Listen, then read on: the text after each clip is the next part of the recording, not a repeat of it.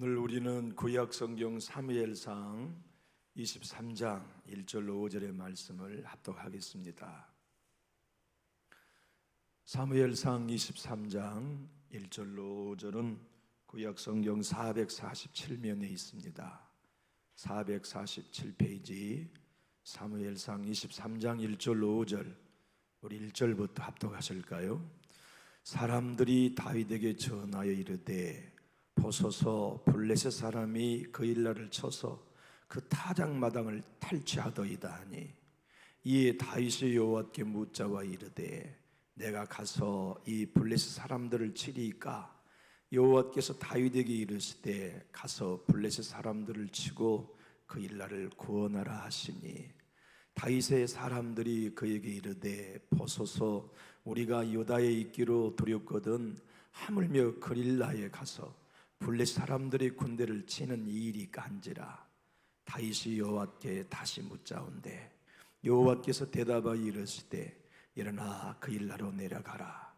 내가 블레셋 사람들을 내 손에 넘기리라 하신지라. 다윗과 그의 사람들이 그 일나로 가서 블레셋 사람들과 싸워 그들을 크게 쳐서 죽이고 그들의 가축을 끌어오니라. 다윗이 이와 같이 그 일나 주민을 구원하니라. 아멘. 우리는 성경에 고난의 사람 그러면 누구나 욥을 으뜸으로 꼽지요. 그런데 다윗도 결코 그 순위에서 밀려날 수 없을 만큼 고난의 오랜 세월을 살았습니다. 사무엘상 19장부터 31장까지는 다윗의 고난의 삶 그리고 사울 왕과의 몰락을 소상히 다루고 있습니다. 특별히 19장에서부터 다윗이 얼마나 큰 고난을 당했는지 우리는 눈여겨보고 있습니다. 피신할 곳이 없어서 조국을 버리고 원수의 나라 블레셋에 망명 들어갔던 때도 우리는 보았습니다. 거기서 죽을 위기를 맞아서 미친 채 하고 생명을 구걸하며 나와 십황무지라고 하는 유다 블레셋 접경 지역까지 숨어 들어와 살고 있었습니다. 그런데 오늘 본문의 말씀을 보면 그 일나라고 하는 유다 성읍에 블레셋이 이스라엘을 쳐들어와 전쟁이 발발이 있습니다. 블레셋 사람들은 좋은 기회를 잡았다고 생각했습니다. 왜냐하면 이스라엘의 명장 다윗이 사울왕의 미움을 받아가지고 쫓기고 있다는 걸 알았잖아요. 자기 왕궁에 들어와가지고 미친 채 한 다윗을 보았으니 지금이야말로 적기다. 지금 쳐들어가면 다윗은 이 전쟁에 투여하지 못할 것이고 우리는 분명 오합지졸이 된 사울의 군대를 한 방에 이길 거다. 그래서 블레셋과 이스라엘의 최접경 지역인 그일라, 그곳에 블레셋 군대들이 전쟁을 발발시킨 겁니다. 그런데 그일라의 사람들도 마찬가지고 그 전쟁의 소리를 들었던 다윗을 추종하는 군사들도 다윗에게 보고를 했습니다. 죽은 소식 들었습니까? 무슨 소리 말이냐? 세상에 블레셋이 이스라엘을 쳐들어왔답니다. 무엇이 어째? 어디로 왔단 말이냐? 예, 그일라에 쳐들어와 한 해의 농사를 다 쏘아가지고 창고에 곳간히 들이려고 그러는데 타작마당에 이 간사한 블레셋 족속들 노략군들이 와가지고 세상에 우리 동포들의 소화간 농작물을 수레에 실어가고 있다지 않습니까? 죽은 이런 소식을 들어도 못 들은 척 하십시오. 우리가 무슨 상관이 있습니까? 그렇게 보고를 몇 명의 병사가 다윗에게 올렸어요.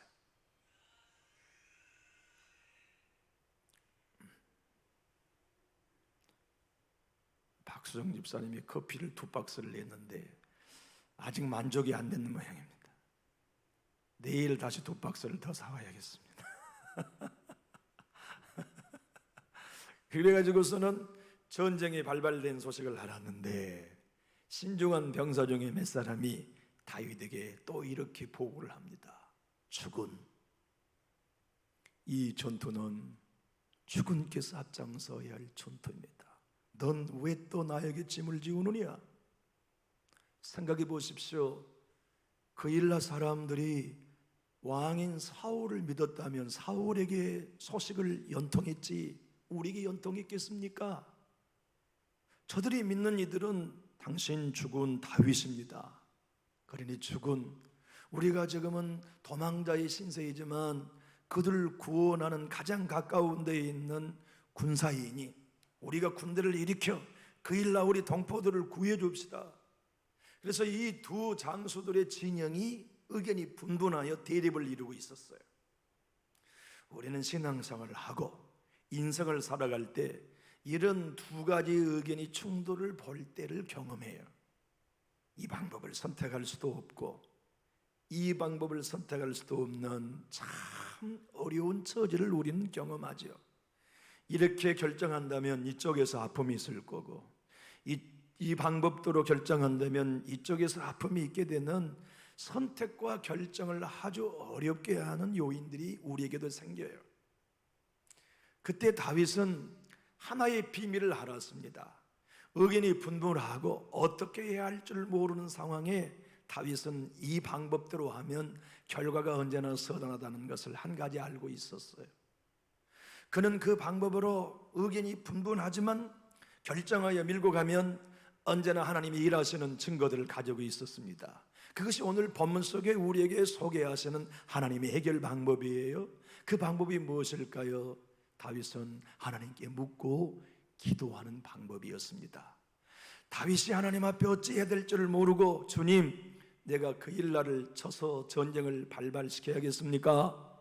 하나님이 대답하셨습니다. 가서 쳐서 구원하라 하는 세 가지의 명령을 다윗에게 직접 음성으로 들려주셨습니다. 그러면서 하나님께서 다윗에게 뭘 주셨냐면 우리 한번 따라 하실까요? 아비의 마음인 국률한 마음을 주셨다. 여러분, 다윗이 그일라 사람들을 도와야 할 이유가 무엇입니까? 우리는 오늘 5절까지만 읽었습니다마는 하나님이 미리 다윗에게 6절부터 말씀하십니다. 도와주어라. 그런데 너에게 손해가 온다. 그런데 왜 내가 도와줘야 합니까? 그게 아버지의 마음이지. 내가 너희들을 구원하고 은혜 베풀어서 너희가 언제 은혜에 보답했냐? 은혜 받고 나면 나를 대적하고 축복 받고 나면 나를 멀리하고 내 사랑 있고 나면 더 멀리 죄 가운데 빠진 너 인생 모든 사람들이 아니겠냐? 그럼에도 불구하고 내가 모든 사람에게 어김없는 사랑을 계속해서 공급하는 이유는 아비의 마음, 불쌍히 여기는 마음 때문이 아니냐? 다윗아, 너는 메시아의 조상이 돼야지. 네 후손 가운데 메시아를 보낼 거야. 너도 아비의 마음, 나의 마음을 가져야지.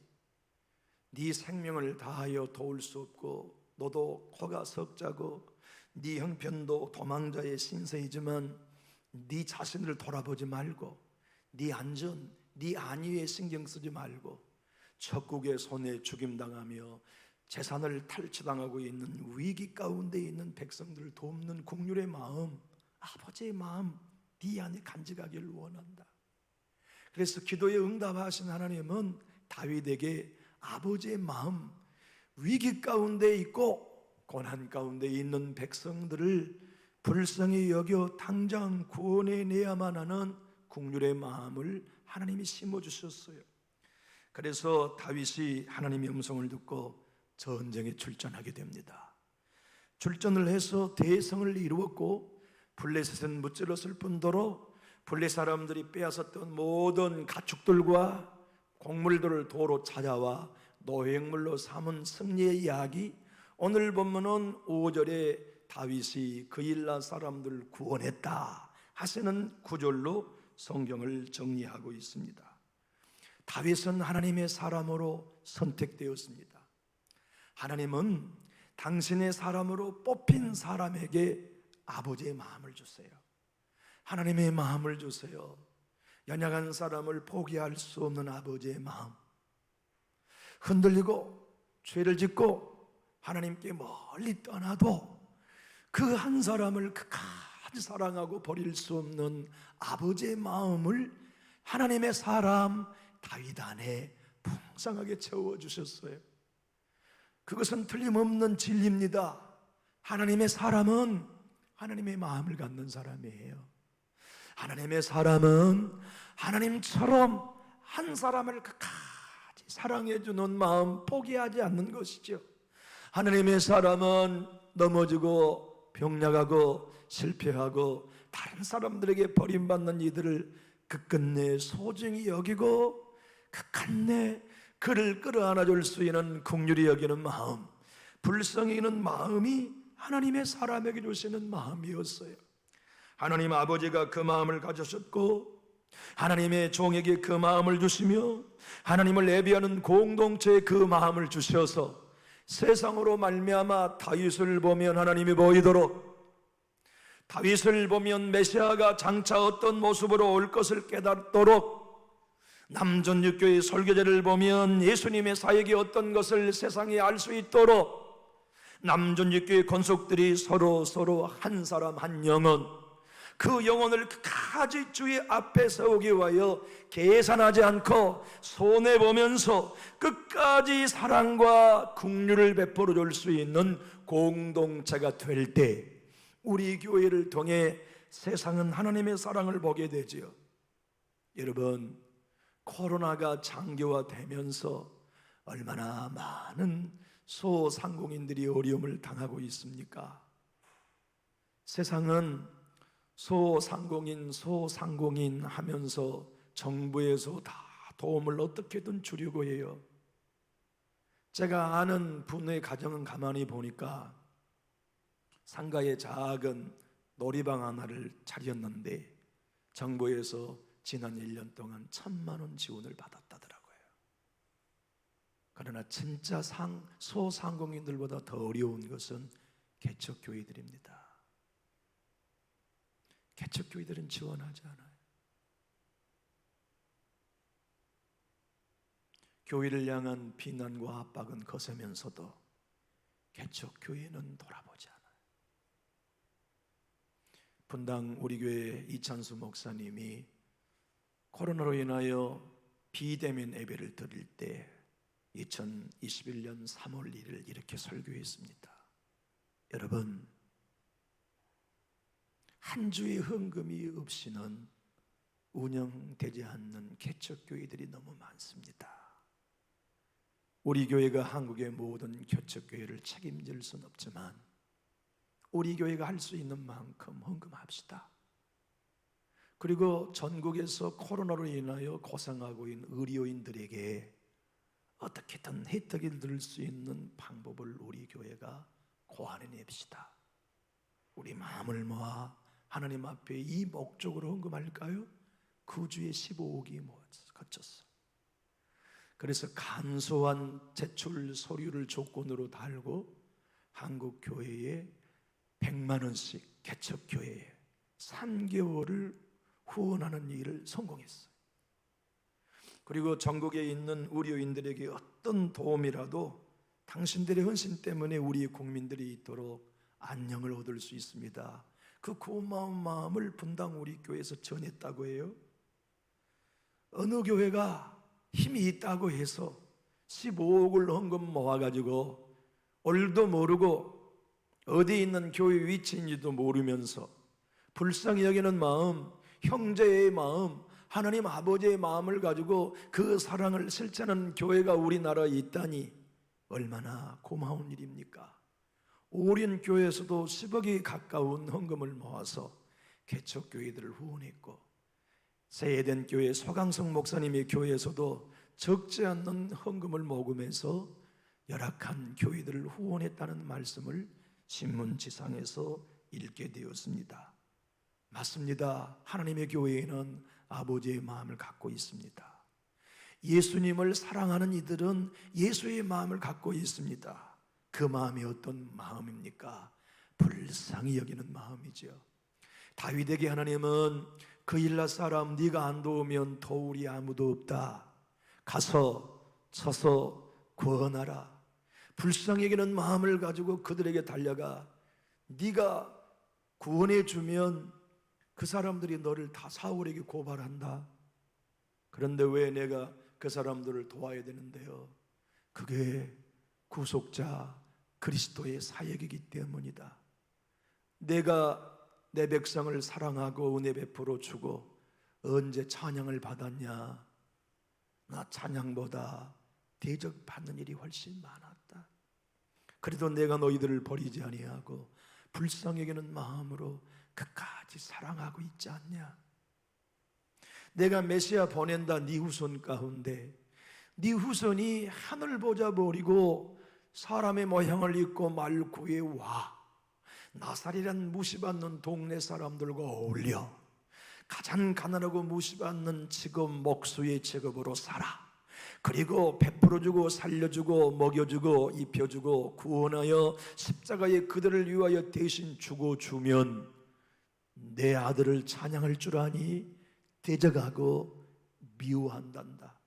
그러나 메시아는 그 백성들을 버릴 수 없고 그들을 위하여 지금도 하나님 우편에 앉아 기도하고 있으니 네가 그 메시아의 마음, 불쌍히 여기는 마음 가지고 그 거룩한 구원의 문을 열어다오 하시는 말씀이 오늘 고난 가운데 있는 다윗에게 주님의 베푸신 요구였습니다.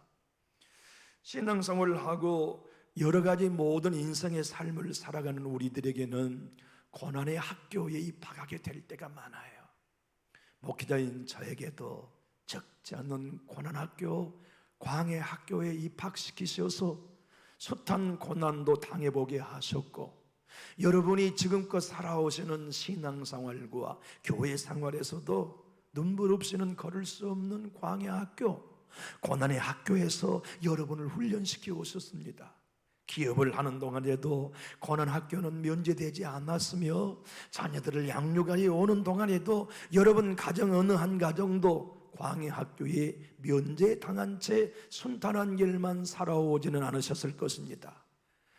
살얼음판을 걷는 것 같은 어려움, 단 하룻밤도 편안히 잠들 수 없는 갈등, 위기, 문제, 걱정, 우리의 모든 삶을 흔들어 놓는 환경, 고난이 얼마나 많았습니까?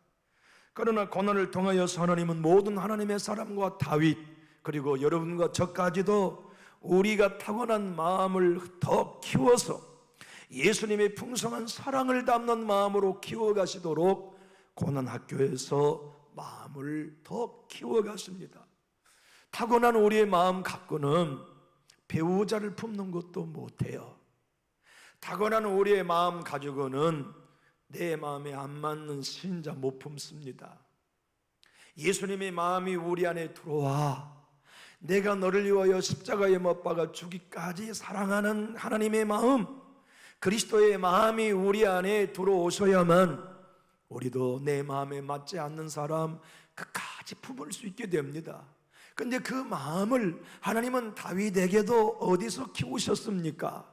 목자의 마음, 한 사람을 사랑하되 배신할 줄 알면서도 내게 칼을 등에 꽂을 줄 알면서도 하나님이 원하시기 때문에 아버지의 마음으로 변함없는 긍휼을 베풀 수 있는 마음을 어디서 훈련시키고 어디서 키우십니까? 고난학교, 황무지, 블레셋, 망명, 그리고 오늘 그 일날을 도와주며 그들을 구원해내면 그들이 곧바로 구원받아 사울에게 너를 고발할 거다.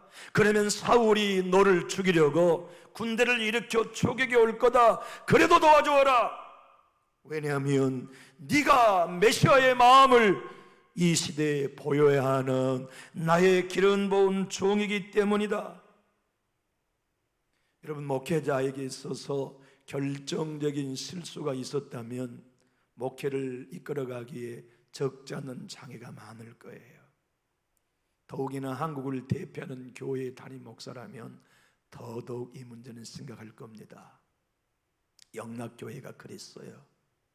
한경직 목사님은 일제가 폐망하고 서울에 영락교회를 세워갈 때 많은 어려움이 있었어요. 이후 여러분 아시죠? 일제시대 때 신사참배했기 때문에 교회 내에서 의식 있는 젊은 성도들에게 대척을 받았어요. 그러던 영락교회가 일본이 패방하자마자 성전을 건축하기 시작했습니다. 한참 성전을 건축하고 있을 때 6.25가 발발했어요. 한경익 목사님은 전쟁이 일어나는 게 가슴이 아팠지만 하나님 앞에 이렇게 기도했습니다. 주님, 2번 다시 목자로서 부끄러운 일을 저지르지 않겠습니다. 드디어 제가 일제시대 때 범죄했던 것을 만회할 기회가 왔습니다. 제가 이 교회와 함께 지키다가 순교하겠습니다. 그래서 한경림 목사님이 6.25 전쟁에 중공군과 함께 인민군이 밀고 올 때 그까지 건축 중인 교회를 지키고 순교하려고 마음 먹고 있다는 걸 장로님들이 알았어요. 그래서 장로님들이 담임 목사님 몰래 당회를 열었습니다. 근데 그 당시에 교회 건축위원장 장로님의 함자가 김자, 응자락, 김응락 장로님이셨어요. 김응락 장로님이 당회원들에게 이렇게 말씀했습니다. 우리 목사님은 순교를 각오하셨습니다. 그러니 장로님들, 우리 목사님을 납치하십시오. 납치해서 대구로 빨리 피신하여야 합니다. 그리고 전쟁이 회복이 되면 오셔서 우리 목사님 강단에 서셔야 합니다. 대신 교회는 건축위원장인 내가 지킵니다. 그래서 당회원들이 그렇게 합의를 보고 담임 목사님을 장로님들이 납치했어요.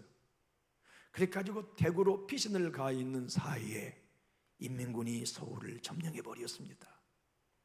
근데 김응락 장로님은 매일 성전에 건축 중인 교회를 드나들면서 기도하셨어요. 밤이었는데 인민군들이 교회를 접수했습니다. 그런데 건축위원장인 김응락 장로님이 변함없이 성전에 들어가셔서 하나님 성전 앞에 뚜벅뚜벅 걸어가니까 인민군들이 이봐, 당신 누구야? 하고 김응락 장로님에게 고함을 질렀습니다. 그러니까 김응락 장로님이 용기 담대한 목소리로 나는 네 교회 장로올시다. 주의 성전에 기도로 왔소. 그리고는 성전 앞에 무릎을 꿇자 인민군들이 그를 겁박시키고 억압을 하여 고문을 하기 시작했습니다. 갖은 고문과 고초를 겪고 나온 다음 풀려났는데 건축위원장인 김응락 장로님이 교회를 안 떠나고 교회를 지키다가 교회에서 총살당해 순교하셨습니다. 그때 김응락 장로님의 나이가 45살이었습니다.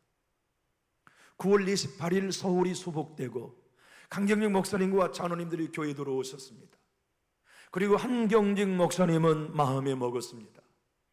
내가 허물 많은 목사로서 또 순교해야 할 내 자리를 피하고 내 대신 젊디 젊은 장로님이 또 대신 순교하는 그 아픔을 목사님의 마음속에 큰 고통으로 받아들였어요. 그리고 이렇게 결단했습니다. 난 이제 죽었습니다. 어떤 경우에든지 내 교우를 내가 품겠습니다. 2번 죄 용서 받고 내 대신 순교한 장로님의 은혜를 받은 내가 어찌 어떤 성도든지 품을 수 없겠습니까? 그 이후에 한경재 목사님은 정말 성자와 같은 마음으로 연약한 성도들에게 아비의 마음 포기하지 않는 채 끝끝내 사랑하는 목자, 끝끝내 예수의 마음을 품는 목회자, 끝끝내 성도 한 사람을 사랑해내되 한 생명을 천하보다 귀히 여기는 참 사랑의 목자로 평생의 목회를 승리하셨다는 기록이 책 속에 남겨져 있습니다. 450명이라고 하는 것은 다윗을 추종했던 사람이 45명이었단 말씀이 아니었습니다. 장정만 20세 이상 전쟁에 나갈 수 있는 사람만 450명이었으니 많은 사람들이 다윗과 함께 움직였어요. 그런 환경 속에 다윗은 450명의 사람들과 함께 동일한 고난을 동일한 광야에서, 동일한 동굴에서, 동일한 황무지에서, 동일한 전장터에서 누볐지만 목자의 마음, 아비의 마음은 다윗 한 사람에게만 임했습니다. 다른 장수들도 고난은 똑같이 경험했어요. 그러나 사랑하되 끝까지 사랑하는 아버지의 마음을 하나님은 다윗 한 사람에게만 부어주셨어요. 왜 그렇습니까? 그분이야말로 진정 메시아의 조상으로 한 사람만은 메시아의 모습 그대로 십자가에 죽되 저들의 죄를 아버지 용서해 달라고 기도한 예수 그리스도의 그 마음 그대로를 다윗만은 메시아의 조상이기 때문에 품고 있어야 해서 하나님은 그런 은혜를 베풀어 주셨습니다. 강주미 목사님은 이렇게 말합니다. 고난은 누구에게나 다 찾아오지만 어떤 사람은 고난 때문에 굳세어지는 사람도 있고 어떤 사람들은 고난 때문에 넘어지는 사람도 있습니다. 고난보다 더 중요한 것은 고난을 해석하고 고난을 관리하는 능력입니다. 하나님은 하나님의 사람에게 고난을 통하여 고난을 관리하는 능력을 주십니다. 그 고난을 관리하는 능력이 무엇입니까? 아버지의 마음, 불쌍히 여기는 마음을 갖는 것이지요. 사랑하는 성도 여러분, 우리가 예수님의 사람으로 성장해 가는 거 얼마나 영광된 일입니까? 우리 교회가 예수님의 마음을 담고 예배하는 공동체가 예수님의 심정, 아버지의 심정을 가지고 성장해 간다고 하는 것은 얼마나 복된 일입니까? 주님이 우리 한 사람 한 사람을 예배자로 예수의 사람으로 성장시키는 건 다른 데 있는 게 아닙니다. 우리의 마음을 넓혀서 내 마음에 맞지 않는 사람도 품을 수 있도록, 내 구미에 맞지 않는 사람이지만 아비의 심정으로 사랑할 수 있도록 끝끝내 교회 공동체 일원으로 사랑해주며 손에 손잡고 천국의 문 앞까지 연합하여 갈 수 있도록 우리에게도 불쌍히 여기는 마음을 주시고 긍휼히 여기는 마음을 주셔서 그 일들을 감당하게 하시죠. 김민웅 목사님은 이렇게 말씀합니다. 사람의 마음은 참 오묘합니다. 그래서 온 우주를 담을 수 있는 마음도 있기도 하지만 단 한 사람도 품을 수 없는 작은 마음이기도 합니다. 하나 우리 예수님은 그러한 인간의 마음 속에 온 우주보다 크신 아버지의 나라를 담아주신다고 하니 구원받는 우리가 얼마나 위대한 존재입니까? 사랑하는 교회 여러분, 주님의 마음이 우리 안에 밀고 들어오면, 성령님이 우리 안에 밀고 들어오시면, 예수님의 마음이 우리 안에 밀고 들어오시면 병든 자식 내버릴 수 없이 더 사랑하듯이 신실한 믿음의 형제자매 밀어내지 아니하고 더 살아갈 수 있는 마음 우리 것 됩니다. 우리가 예배하는 동안, 기도하는 동안, 영적인 삶을 사는 동안 더 소중히 여겨주고 더 품어주고 더 귀히 여겨주고 더 가까이 접근하고 더 넓은 품을 내어주면서 진정한 예수의 사랑을 경험할 수 있게 하는 이 놀라운 은혜, 하나님은 다윗에게 주셨고 저와 여러분에게 부어주셨습니다. 그 사랑을 가지고 천국 같은 교회를 세워서 진정 교회의 하나님이 어디 계시는가?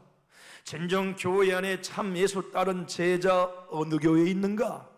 모두가 다 함께 예수 믿는다고 말하지만 예수의 마음을 가지고 진정 예수님 따라가는 좁은 길 좁은 문 통과하는 신자는 어느 교회에 있는가? 세상에 찾고 있습니다. 여러분, 20세기에 이제 갓 목사 안수를 받았던 일본의 시골 작은 가나사와 지역에 목회하는 젊은 목사가 있었습니다. 그 목사님의 이름은 나가노 목사님이었어요. 신학교를 졸업하고 사모님과 두 아이와 함께 일본 전도를 펼쳐놓고, 하나님, 내가 이제 주님의 교회를 개척해야 되겠는데 어디에다 개척하기를 원하십니까?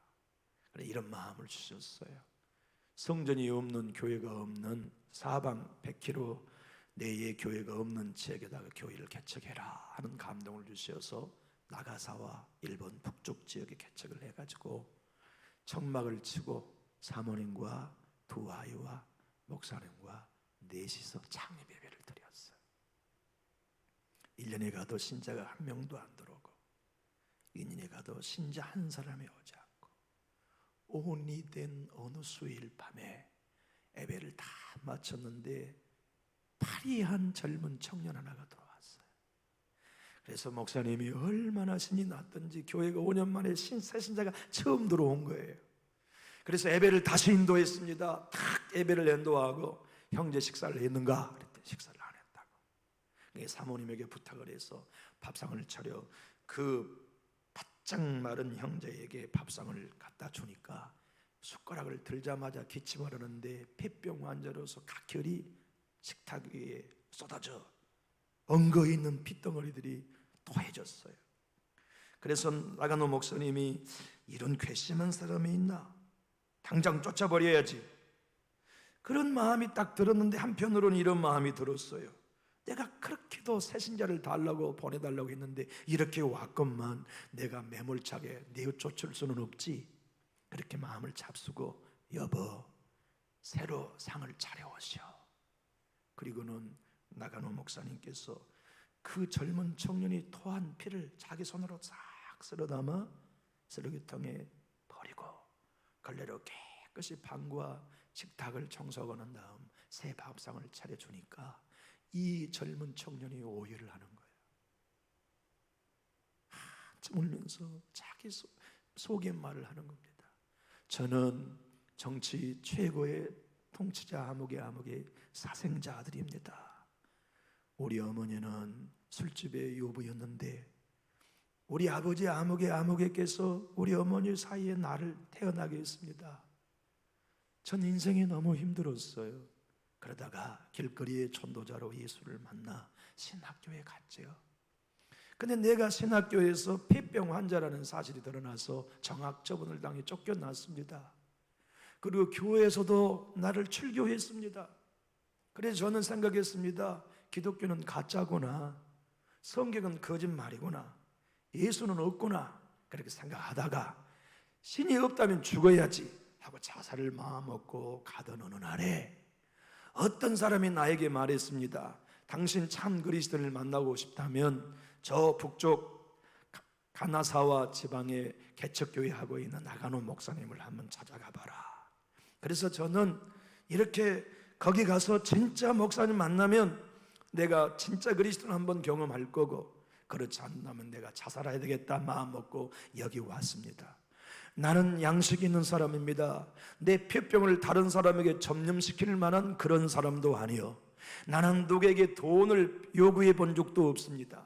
나는 다만 하나 참 그리스도인을 만나보는 것 하나가 꿈이어서 여기 왔습니다. 그리고 하나님이 그에게 성령을 부어주셔서 폐병이 나았어요. 그리고 신학교에 가서 신학을 마치고 졸업하여 일본의 빈민들, 거린들, 그들을 위해 자기의 삶을 바치는 헌신자의 삶을 살았어요. 심지어는 거린들 가운데 변비로 변을 보지 못하면 자기의 손으로 거린들의 변을 손으로 파냈고, 그래도 변을 못 보는 사람들은 자기의 혀끝을 그곳에 넣어서 그 변을 녹여 한 사람 한 사람을 치료하는 일까지도 서심치 않고 행했던 성자의 삶을 살았어요. 어떤 기자가 나가노 목사에게 물어봤습니다. 목사님, 어째서 당신은, 아니죠, 도역교회 목사님이죠, 도역교회 목사님에게 물어봤습니다. 어째서 목사님은 그런 짓을 서슴없이 행합니까?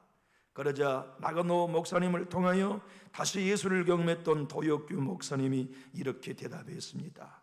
나는 배운 대로 합니다. 제 선생님은 제가 각혈한 핏덩이를 닦아주셨습니다. 그분이 하신 것에 비하면 이건 아무것도 아닙니다.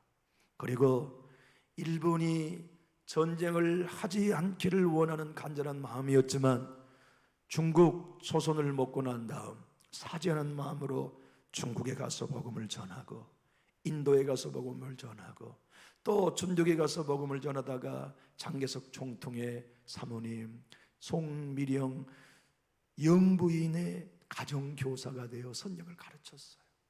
그리고 45년 일본이 패망할 때 송미령 영부인께서 장개석 총통에게 부탁을 해 일본 200만이 중국 땅에 있는데 데려가는 동안 한 사람도 죽이지 말도록 총통 제1호의 명령을 하달하도록 하여서 바로 이 도요키요 목사님 때문에 패망한 일본 사람들이 한 사람도 공격당하지 않고 본국으로 돌아갈 수 있는 그러한 인도적 성공을 이루었던 인물입니다.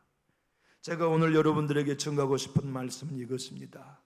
우리는 이 세상에 창과 무기로 정복하도록 부름받은 사람이 아닙니다. 다윗에게도 메시아의 조상이 되는 일은 칼과 활을 통해 그 일을 이루신 게 아니고 그의 마음을 고난 속에 불쌍히 여기는 마음, 긍휼히 여기는 마음을 주셔서 그 일을 실행함으로 말미암아 메시아의 조상의 길을 걷게 하셨던 것처럼 오늘 또 예수님을 따른 우리 교회에 예수의 마음을 주시고 불쌍히 여기는 마음을 주시고 긍휼히 여기는 마음을 갖게 하셔서 우리로 이 세상에 참 교회가 여기 있음을 알리고 계십니다. 저는 생각해 봅니다. 하나님께서 지금 이 시대에 많은 불신자들 가운데 열망을 갖고 있다고 나는 확신합니다. 정말 예수님을 따르는 제자가 모이는 교회, 성경의 말씀대로 긍휼과 불쌍히 여기는 마음을 가진 채 예배하는 공동체를 세상은 열망하고 있을 겁니다. 그런 교회가 있다면 나는 지금 당장 달려갈 거야. 그런 예배하는 자들이 있는 교회라면 나는 지금 당장 그 교회에 달려가 그들과 함께 예배하며 그리스도의 군사로 내 삶을 헌신할 거야 하는 사람들이 전주 땅에도 수천 명이 모여 있을 것입니다. 하나님은 오늘 남전육교회와 여러분들과 저에게 말씀합니다. 내 마음을 갖고 마음에 들지 않지만 아버지 하나님의 뜻 가운데 살고 있지 못하지만 그를 여전히 기다려줄 수 있는 예배 공동체는 없느냐? 정말 그들을 향하여 손해볼 줄 알면서도 계산 없이 베풀어 줄 수 있는 성도들은 없는가? 그러한 이들을 향하여 손해보면서도 희생하며 십자가 질 수 있는 설교자는 없는가? 내가 그 교회가 있다면 그들에게 목자의 마음을 주고 그들로 인하여 불쌍히는 마음을 따라 나의 마지막 때를 준비하는 전열한 신부로 세우기를 원한다.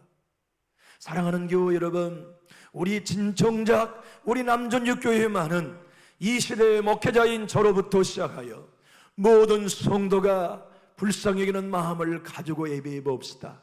내 마음과 내 뜻대로 맞지 않지만 여전히 긍휼히 여기는 마음을 가지고 품을 수 있는 목회자와 성도로 주님께 기도해 봅시다. 내가 죽어서 예수의 마음을 가지고 내가 죽어서 예수님의 넓은 심령을 가지고서 품고 용서하며 축복하며 손에 손잡고 걸어갈 수 있는 참다운 교회의 아름다운 회복, 저는 이 교회에서 보기 원합니다. 저와 여러분이 그 주역이 되고 내가 구원을 하면 나를 고발할 줄 알면서도 아버지의 마음 때문에 그곳에 가서 구원하라고 하시는 아버지의 음성을 듣고 순종했던 다윗이 제가 되고 여러분이 되어 우리 교회에 예수의 사랑을 잊게 합시다. 예수의 사랑이 예배에 넘쳐나게 합시다. 그 예수의 사랑으로 무장하여서 우리 남은 여생 천국을 세우고 천국을 나누는 바로 그 교회가 우리 교회 되기 원하시면 우리 힘있게 아멘 하실까요? 그 주역으로 여러분 한 분 한 분도 쓰임받기 원하신다면 힘있게 아멘 합시다. 기도하겠습니다.